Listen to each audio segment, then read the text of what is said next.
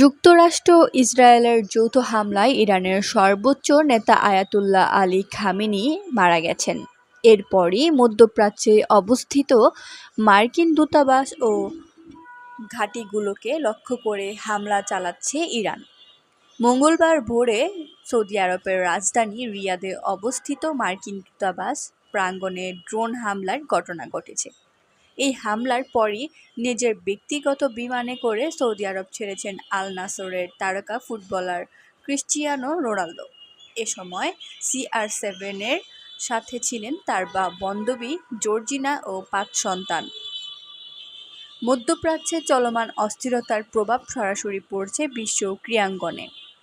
ইরানের যুক্তরাষ্ট্র ও ইসরায়েলের হামলার পর অঞ্চল জুড়ে তৈরি হয়েছে যুদ্ধাবস্থা, যার রেশ গিয়ে পড়েছে AFC চ্যাম্পিয়নস লিগের রাউন্ড অফ 16-এর ম্যাচগুলোতে।